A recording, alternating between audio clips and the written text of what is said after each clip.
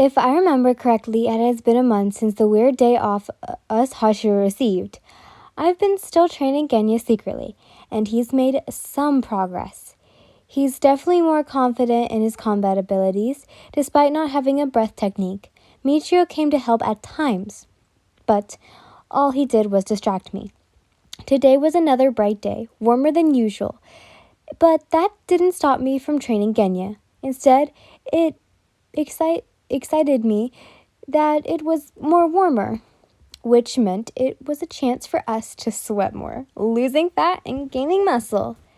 Genya, great job today. Also, you need to get your weapon today, right? Let me come with you. I can refine my katana, too. I eagerly smiled at him, waiting for his response.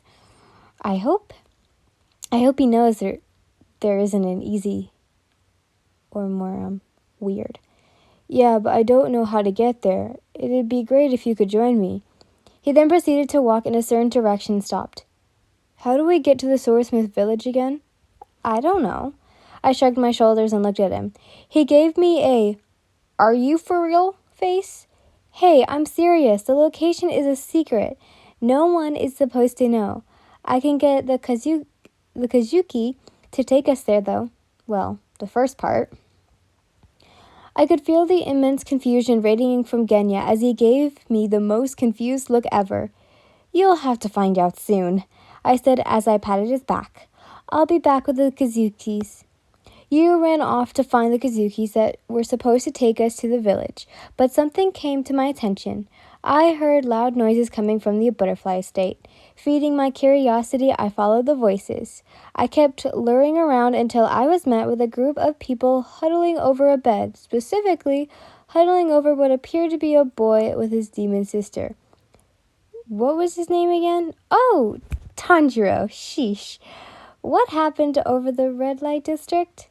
Hey, Aioi, did the redhead wake up? I should be more polite. He is older than me, but a little at least. Whatever.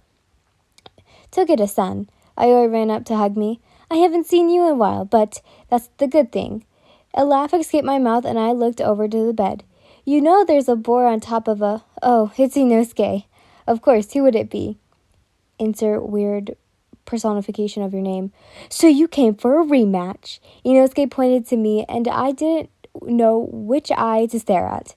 They were looking in opposite directions, which kind of creeped me out. Inosuke, we never fought in the first place. I sighed and decided to ignore him for the time being. I walked over closer to the bed's edge and looked down at the boy. You were out for a month, Tanjiro. Tengen retired and has no hands. Or an eye. What even happened over there? I gave him a worried look. He looked over to the side and took a breath. Just Upper Moon 6. You say that so casually? I nodded my head and leaned against the wall. I then heard the three younger girls speak to Tanjiro about the Swordsmith village. I interrupted them in the middle of their sentence. Oh, Tanjiro, you're going there too? I'll see you there then. Take your time though. While saying the last sentence, I looked him up and down, hitting his current condition. What now? Tokida-sama, we are ready to take you to the village. Two Kashushi bowed before me and I smiled. Thank you. My companion is over there. One of the Kazuki then ran past me going to Genya, and the other knelt down, signaling me to get on her back. I really hate this part.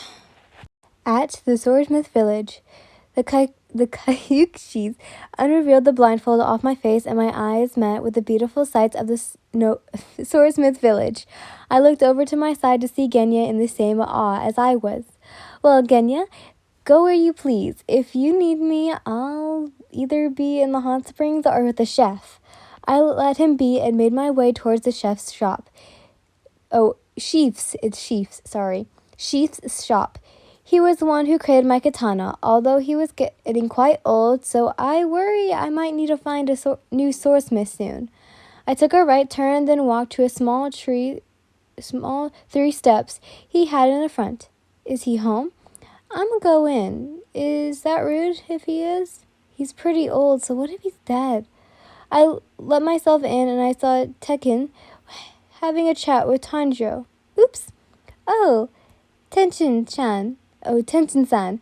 You're busy right now. Sorry for interrupting your conversation. Ah, Tokida-chan, come sit. I have a sword prepared already. One of my latest works. He ordered the other two people in the room to go fetch it, and I sat down next to Tanjo. I've just been telling Tanjo where Hataru-kun has at fault for his swords. His aura ran deeper, and I seemed to smile awkwardly at him. Hanaka's. Oh my god, I never get his name right, but you know, the Tanjo swordsmith. Hanaka-san is something else for sure. I let out an awkward laugh and glanced at the people coming in with my new katana. The old one was pretty chipped and worn out. I've had it since the final selection. I grabbed the katana from within in respect and sat down in the same spot admiring it. I scribbled was white, and the hilt was fabric colored with gold accents. I glanced over to the tashubi, and it had a circle with a moon outcut and wave engravings. God, I cannot speak today. Thank you, Taijin-san. I'll treat it with care. Well, not really. Tokida-chan, can you tag along with Tanjiro to the hot springs, please? Knowing that I might get lost, I nodded my head and bowed before going out. It's nice to see you in good health, Taijin-san. He chuckled a little, and I gently pushed Tanjiro out of the door to make him start walking. I shook my head a little and adjusted my new katana to be more balanced and comfortable on my hip. All right, Tanjiro, the hot springs are this way, I said as I led the way. From a distance, loud stomps down the stairs could be heard. I looked up and I saw Mitsuri running down frantically. Oh, it's you, Tanjiro-kun. Yin-chan, you're here too. My eyes blinked a little too much at her sudden yelling. And her boobs were practically gonna fall out any minute now. Wait, what did I say? I felt a gust of wind pass by. Messing up my hair a little, I saw Tanjiro pull her hori together. But considering how strong Mitsuri is, I know that wouldn't last too long. Just like I predicted, Mitsuri was swirling Tanjiro around complaining about something. I walked a bit closer to hear what she was ranting on and on about, and I caught me by surprise. I just got ignored. I tried to say hello, but he ignored me, Mitsuri uttered. Who would ignore Mitsuri? She's literally everything. Before I could say anything, Tanjiro took the words right out of my mouth. Who ignored you? I don't know, she bursted out, which surprised me a little. So I only asked him his name, only to be ignored. Isn't that awful? I'm a Hashira after all. All the good vibes from my bath have been canceled out. I see Mitsuri put her hands on her face, and she looks sad. I look at Tanjiro, and he turns his head to ask me for help. I shake my head and use my hand to motion him to say something. I hear that dinner will be done soon. It's supposed to be mustard and rice, he says in a usual cheery voice, and Mitsuri's mood suddenly changes into a light and cheery one. Ah, that Tanjiro. He really has a charm to him, doesn't he? I smiled at the thought while looking at Mitsuri happily skipping up the stairs. Well, Tanjiro, I'll follow Mitsuri-san. See you soon. He smiled at me, and I also happily walked up the stairs, following right after Mitsuri-san. Mitsuri-san, wait for me. I went by her side, accompanying her to the place we were all staying. We arrived and sat down ready to eat and order our food. Yin-chan, let's have food eating contest. I let out a soft laugh and sweat dropped, remembering the last time she asked. I almost threw up the last time. She always wins too. Sorry, Mitsuri-san, not today. I don't have an appetite. I see her putting a little pout and nodding her head. It's okay. More food for me.